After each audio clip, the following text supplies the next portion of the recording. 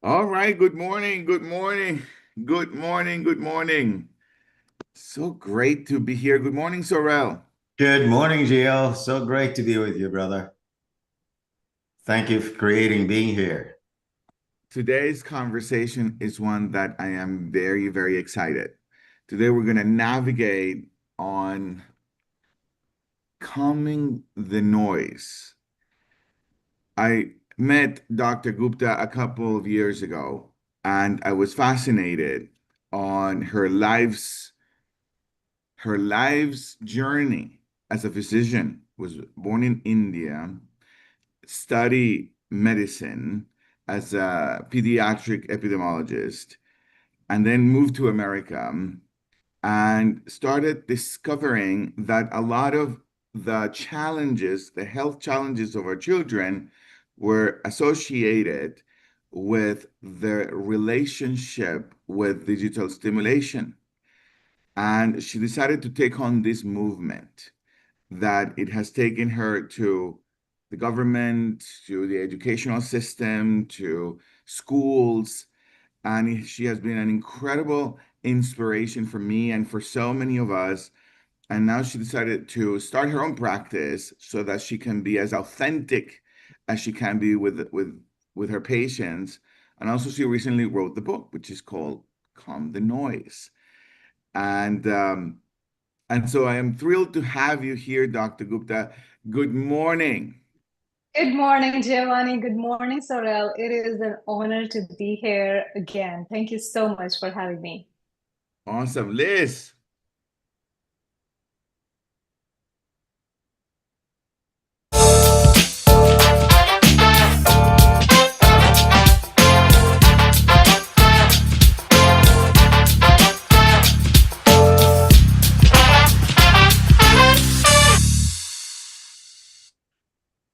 So here's today's question. Why adults must escape digital addiction to save the next generation? So it's not just for children. Sorrel, good morning. Good morning, Gio. The question that's burning for me is, am I addicted? And I bet I'll find out. Good morning, Gio. Good morning, Dr. Gupta. So great to have you. Thank you, Sorel. I'm grateful. It feels as if you stand at the foundation of this leadership huddle. And in the same way that it has been a contribution to you, your presence has been a contribution to us and to this family. So thank you. Oh, you humbled me, Sorel. Thank you for saying that. Yeah. Yes, so Dr. Gupta, I share I like to say a tip of the iceberg of your life and your movement and your contribution. But how did this, how could you give us some context of a little bit of your life and why is it such a passion of yours to not only practice what you've studied your entire life, but also educate the world and America on the impact of digital stimulation? Absolutely, Giovanni. About 4 years ago, I left my dream job at a major academic center here in Nashville, Tennessee, to focus my attention on what I saw as a growing epidemic of screen time related health conditions, not just in children, but in adults too. As a physician working with families closely every single day, I could no longer ignore the massive impact that being on screens every single minute of the day was having on their health. And when I say health, it's not just mental health, it's physical health as well. Generally, when we talk about screen time, two things are automatic. One, we think it's only about children, and two, we think it's only about mental health. I protest. I absolutely protest, and I refuse to accept that it's only about children anymore. It's about the adults first. Just like as adults, if we model healthy eating habits, healthy exercising habits, our children are likely to follow suit. The same applies for our digital wellness habits as well. Traditionally, children have never been very good at listening to their elders, but they have never failed to imitate them. So at home in the evening after work, if they see us bent over our devices under the pretext of Oh, I'm working. This is how I run my business. I'm just answering a work-related text. I'm answering a work-related email. Our children know better, and they internalize these behaviors as normal. When we are driving and we reach for our phone, when we come to a stop at a traffic light, or when we come to a stop at a stop sign, we reach for our phone, we are sending a message in the back seat. Our children are watching us, and they are internalizing the message that it's normal to do so. So guess what? In a few years, when they are on the road, they will do the exact same thing, because throughout their childhood, they have seen their parents indulge in behaviors like that. So it's not just about anxiety, it's not just about depression anymore. It's about a whole lot of physical health conditions. It's about workplace distraction, burnout, distracted driving, loss of compassion, loss of humanity in our relationships. I'll share with you a few stories, just like very short patient examples that led me down this path of, all right, I cannot do this the traditional way, I've got to do something different. Sophia is a 7-year-old patient of mine. She developed type 2 diabetes at age 7. Now, type 2 is typically a condition of older people. Imagine the conversation I had with Sophia's parents, explaining to them that Sophia's risk for heart disease had significantly increased given her early age at diagnosis of type 2 diabetes. Then I saw Allison. She's 15. I saw her actually just a few months ago. She came to my clinic because she was not gaining weight. And I had a sneaky suspicion that this could have something to do with the amount of time she's spending on TikTok. Because when you look at TikTok feeds, it is full of influencers promoting unrealistic body image, what you should eat in a day, how to lose weight. Allison spends about 40 to 50 hours a week on social media, and she shrugs her shoulders. She's like, what's the big deal? My friends spend way more time than this. Honestly, I don't doubt her. She probably does not spend that much time, but the amount of toxic content that she is ingesting by being on social media has now led her down the path of developing an eating disorder, and she's in denial. And the last story that I'll share with you is of Gary. He's 17. Over this last Christmas break, his parents decided to sell his video gaming equipment because they were absolutely done with his 8 hours of video gaming every day and an additional 4 to 5 hours on his smartphone. Well, the video gaming system was gone. Over the next 4 weeks, Gary had the worst sugar cravings of his life. Where is all of that coming from? Well, it is coming from our addiction. And when I say our, it includes children and adults, our addiction to dopamine. And there are two culprits where we are getting dopamine in more than plenty. Number one, screens. Number two, processed foods. Now, in the context of today's conversation, I'm going to just focus on the screens, how screens start a domino effect that lead us down the path of wanting more and more and more, that make us reach for our phones every 3 to 5 minutes, and we just cannot figure out why we cannot stop scrolling, why we cannot get off Facebook, why we cannot get off social media. Here is how it works out. It begins slow. It begins with, number one, it makes us sedentary. Number two, we procrastinate exercise. Number three, when we are eating while watching screens, our brain does not register fullness. It does not register satiety. This leads to mindless overeating. Number four, when we are watching screens at bedtime, the blue light does not let us sleep very well. We do not go into the deep phases of sleep. And without a doubt, we now know that absence of good quality sleep, we make poor food choices the next day.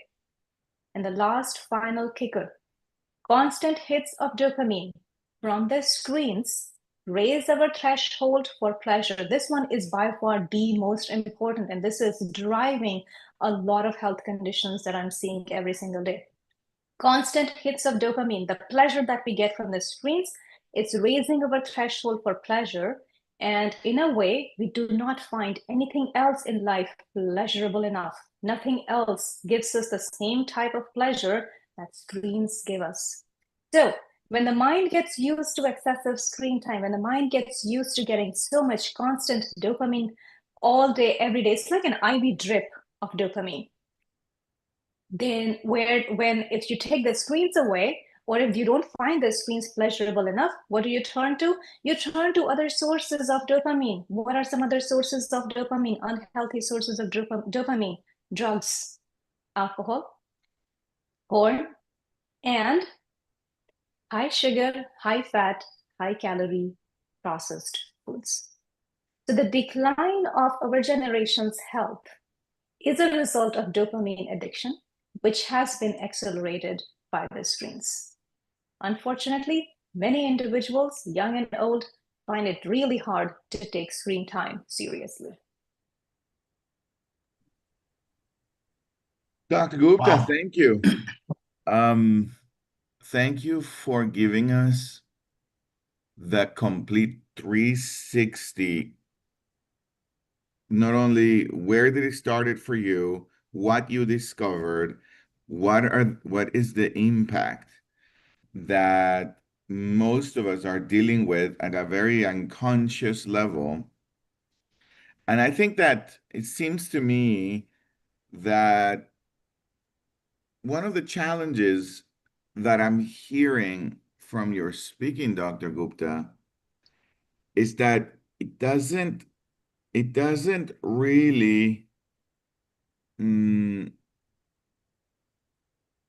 that the negative impact that digital stimulation has to our health and our brain, physical health and our mental health, is like sneaks up on adults. It's like it's not, it doesn't come like an accident, like you don't sort of kind of crash into it. It sort of goes little by little, little by little, and then the brain starts to finding ways to incorporate our daily lives, to incorporate driving, to incorporate eating, that we start incorporating in our sleep, incorporate it while we go to the gym, and all of a sudden, or not all of a sudden, but all of a sudden, I we are addicted. We're in a downward spiral and we didn't notice how it happened. Like it's not like when you drink a tequila shot. Like you drink three, you get the impact. You're drowsy. You're saying, silly things. It's like little by little, all of a sudden you're doomed. It's a little bit of what I'm hearing in your speaking. Yeah, There it's are a a lot of similarities between drugs and screen addiction, unfortunately. And while it will not be possible to do research that clearly establishes a cause and effect between screens and what we are noticing, over the last 30, 40 years, there has been enough research that has been done in addiction medicine. And the pattern that psychologists and psychiatrists have seen in how drug addiction starts, they are noticing that exact same thing with screen addiction. So the way it plays out, it is sneaky to begin with. It is in small doses, like little shots of vodka. And then over time, the brain gets used to those little shots of alcohol. And those little shots of alcohol do not give the mind the same level of kick. So you need more and more and more. That's when it starts bleeding into basically all aspects of living, from Mhm. eating to vacationing to being in the shower to driving to working to sleeping to relationships to basically everything. Everything. And the way I see it, it is depleting our energy accounts. That leads us down to the path of burnout, which has become more and more obvious in workplace. There are three energy buckets: physical, emotional, and spiritual. If those three energy buckets deplete over time, that leads us down the path of burnout. So what do we put in the physical bucket? Sleep, healthy nutrition, and exercise. Based on what I just described, we have now established that screen time pulls us away from sleep, pulls us away from healthy nutrition, and makes us procrastinate exercise. There goes bucket number one. Number two is the emotional bucket. What do we put in emotional bucket? Emotional bucket is our mental distance from our job, feelings of negativity, feelings of cynicism, feelings that everything is wrong with the world right now. Nothing is fair. And I do not have to speak much to this. The amount of toxic content, misinformation, overinformation, fake information that we are exposed to online is doing a pretty darn good job of emptying our emotional bucket as well. And the third bucket is spiritual bucket. I do not mean spiritual bucket in a religious sense. When I say spiritual bucket, I'm talking about compassion fatigue, diminished sense of meaning and purpose in work and life. How does excessive use of screen deplete our spiritual bucket? Well, by leading us down the road of comparison. Comparison is a thief of joy.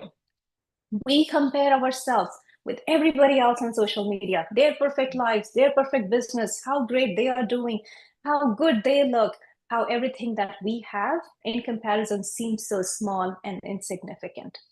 So over time, bit by bit, drop by drop, our physical, emotional, and spiritual buckets are getting drained. We are becoming more and more addicted to dopamine, and we are going down the route of burnout. That is fascinating. I mean, I have so much to say. That was fascinating on the three buckets. Simple, profound. Anyway, Sorrel, what's over there with you? What's over there with me, Dr. Gupta and Gio, is the level of responsibility at the individual level that you're pointing to. When you talked about the tequila shots, Gio, I said to myself, well, gosh, you know, when I get drunk, I don't blame the tequila makers, right? I can take responsibility for not drinking so much, right? And I've heard many arguments that point to the makers and generators of the algorithms, and that they purposefully create the algorithms to render me addicted. Well, so do the tequila makers.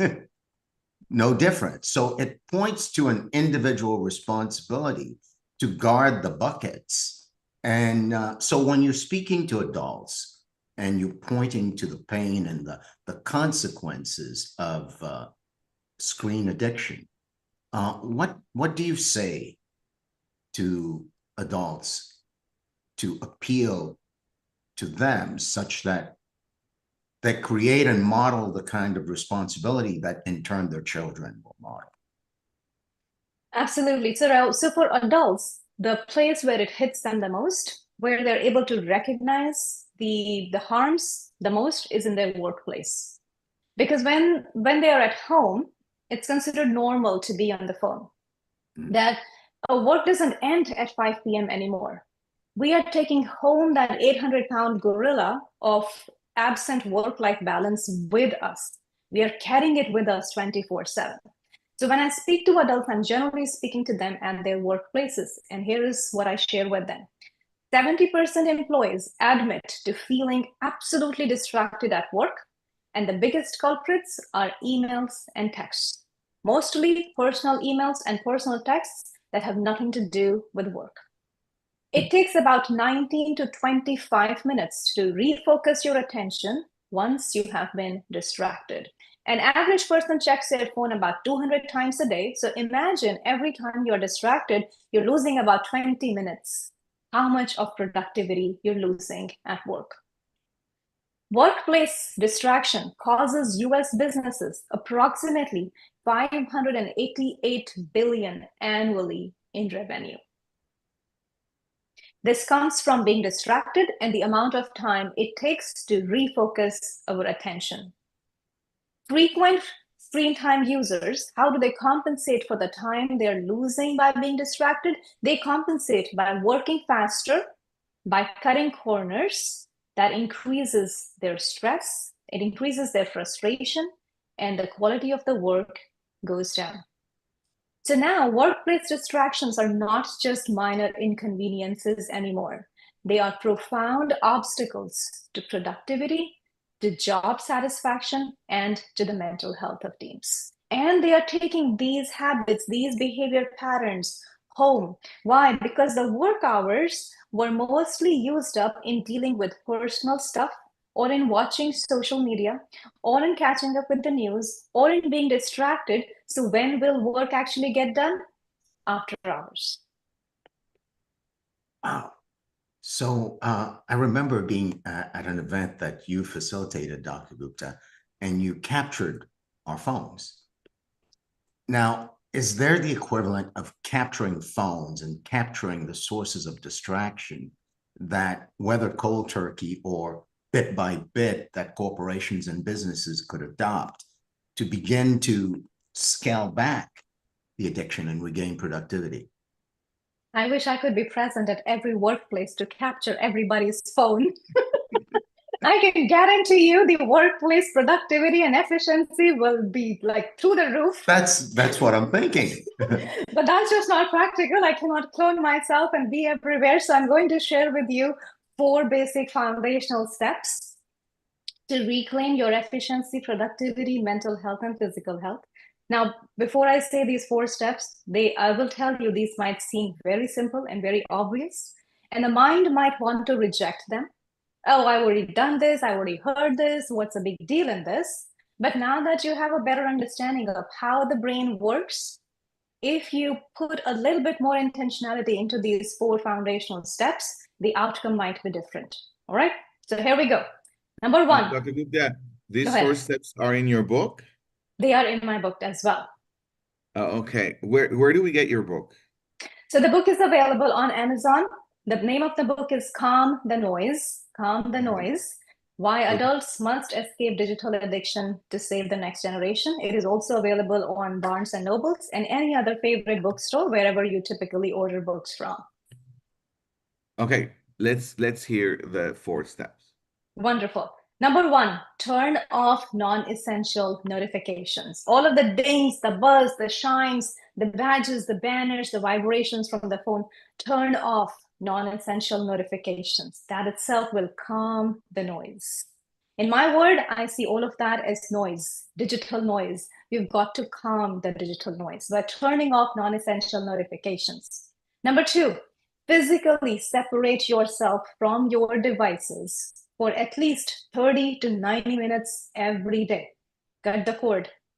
Break up with your phones. Break up the relationship, the intimate, deep, passionate relationship that we have with our devices, that we insist on keeping them with us every minute. Let's break up that cord. Physically separate yourself from your devices for 30 to 90 minutes every day.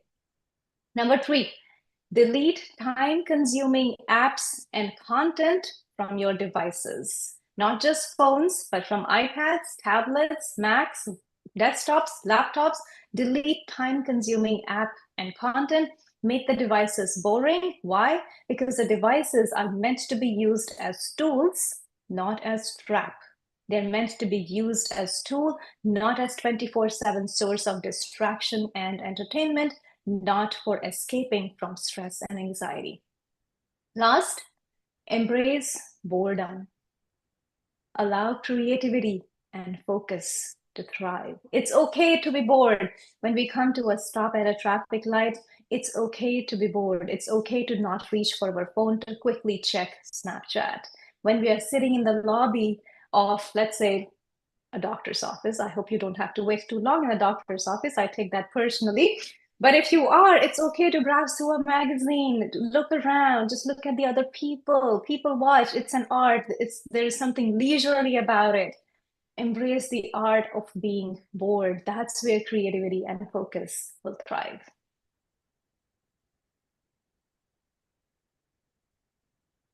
Calm the Noise. Calm the noise. Amazon. It's available on Amazon. It's the endless notifications, the social media feeds, the mental clutter, and I have now started calling it, in no subtle terms, garbage. Digital noise. It's the digital noise. We've got to calm the digital noise, let go of some of the garbage from our mental space to make room for things that actually matter. You know, Dr. Gupta, as you're speaking, I'm hearing a singular thread, and I'm wondering if I were to ask you, what is it that drives you? What is it that fuels your passion for this cause? What would you say? Well, it was a wake-up call for me myself based on my own experience, my own relationship with my devices. And I stopped short of just going down that path of the black hole from where return is not possible. So what drives me is to prevent other people, even if I succeed in preventing two other people from going down that black hole where they no longer recognize themselves. If I can motivate them to reclaim their time and attention and find joy in the offline world instead of being in the online world, it's worth it. And that's what drives me. It is worth it. One of the things, thank you, Sorel. Thank you, Yeah. Dr. Gupta. One of the things that I've mentioned to you before, that I find really, really interesting is that this sneaky effect that digital stimulation has really is impacting the best brains we have. The I've I'm in the world with lots of people, lots of people. I'm in the world with lots of incredible people with our clients, and the addiction to digital stimulation is permanent in almost all of them. And these are not people who are bad people, or they drink, or they want bad for their children, or they have given up on life, or they're not doing something they love, or no, these are really good people really trying to do their best. However, this the link to the downward spiral to their life hasn't connected yet for them. And I see that we give our children the digital device for breakfast and for lunch, and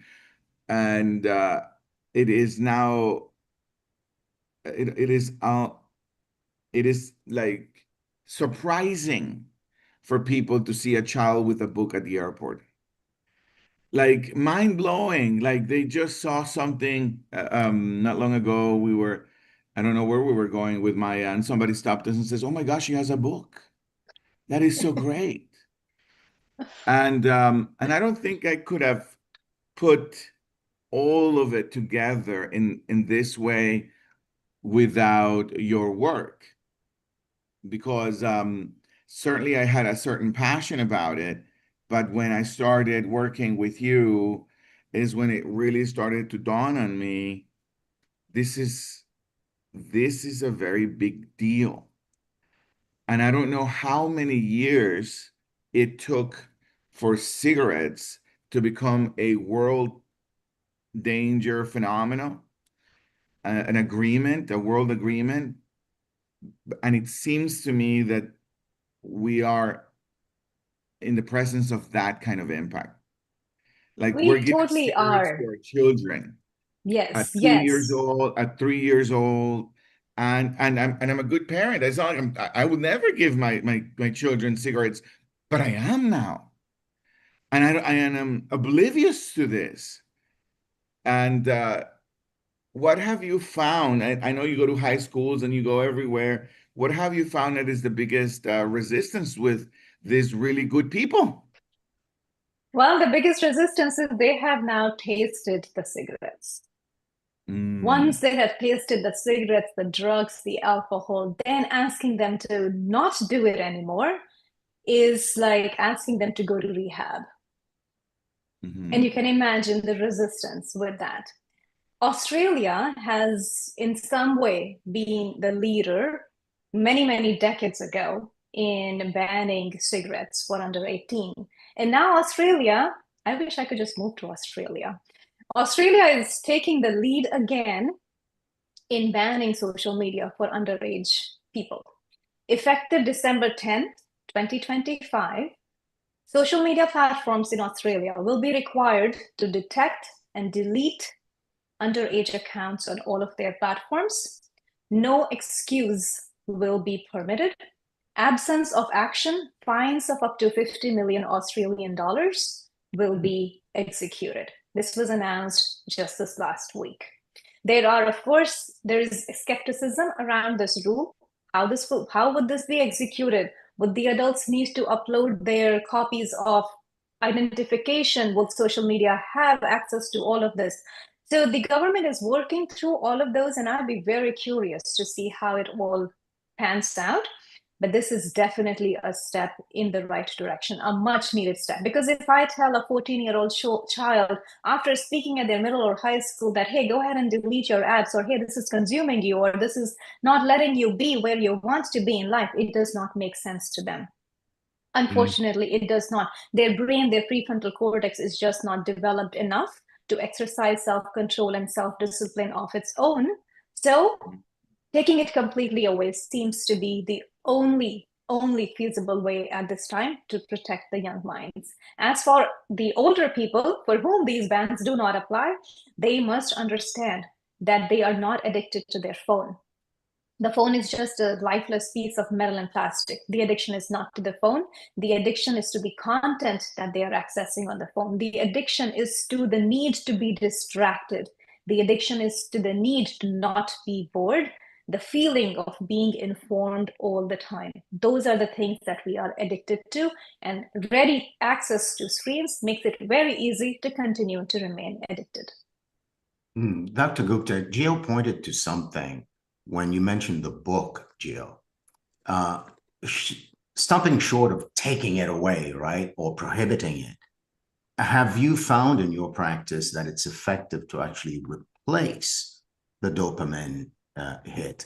Maybe it's not a book. Maybe it's the practice of hugging, the practice of shaking hands, the practice of having conversations and scheduling time to actually do the things that back in the day We're normal, right? But Conversations, we've got to friends, replace dinners that together. dopamine. Yes, Sorel, we've got to replace that dopamine with serotonin. We've got to replace that dopamine with endorphins.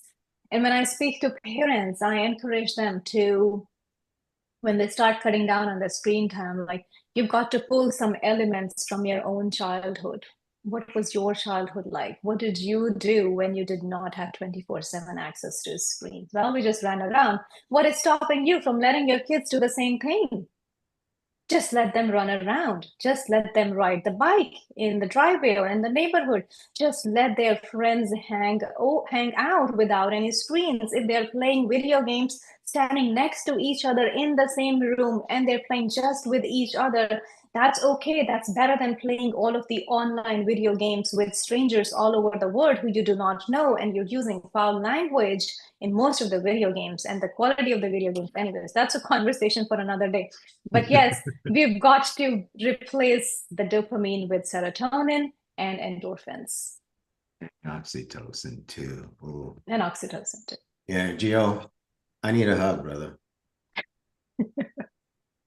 I haven't seen you in a long time. I know. Dr. Gupta, thank you very much for being here. I really would love for you to come back. And I think there's so much to say. I think this is such an important conversation that a lot of us, not only at the in the world of productivity that we're concerned about, but also at home, that this sneaky effect is blindsiding us on how it all connects with the life that we want and we want to create for ourselves, and this is something that is sneaking up on the best of us. And so I love for you to come back, and we got to do a series on those three buckets of energy. I found that profound. There are three ways where we get our energy, right? Physical, emotional, and spiritual. And it is impacting all of those three buckets. I didn't make that connection. That is so great. So, Dr. Gupta, where would you like us to find information about you, to bring you to our companies, to bring you to our schools, our colleges, to Congress? We need to get you to Congress. Where do we find more information about you? Absolutely, Giovanni. Information is available at the website of our nonprofit organization, Phreedom Foundation, Ungrip Devices, Grip Life, reconnect.expert. Reconnect.expert is the website. For more information about my book, Calm the Noise, please visit calmthenoise.info. Calmthenoise.info. Whether you are a parent, an educator, or a professional, this book is for you. Whether you are a beginner or you have been deep into your digital wellness journey, the book meets you where you are, and it empowers you to lead by example to change the destiny of the future generation. Dr. Gupta, thank you for being here. Calmthenoise.info. Thank you for being here. Sorrel, is there anything else you want to say? You want me to close this? Oh, just thank you. And I hear such a deep connection to our ability, Giovanni, to say the things we say when we close, like to strip ourselves away from digital addiction, to do a digital detox, leaves us capable of living the 8 tenets of the Leadership Huddle. We can love, we can hug people, we can touch people, we can have conversations with people. That leads to us stressing less. We can stress less. And my God, when was the last time you had a big belly laugh? Most of the laughs I think people get from social media are from their own cynicism, the cynicism and resignation that's there. So laugh out loud, and eat mostly plant-based. Giovanni, I love it when you say eat the trees. Yes, eat the trees, the right kinds of trees, though. And give everything you've got. Sleep well, move your body. And last but not least, check your assumptions. Just when you think your phone is your assistant, it may be the very thing that leaves you disconnected, addicted, and unproductive. So, Dr. Gupta, thank you for being here. And everyone, we're here every Monday. This is your Leadership Huddle. We stream live to YouTube. Join us here on Zoom. Register to join us. Until next Monday. Thank you. Thank you.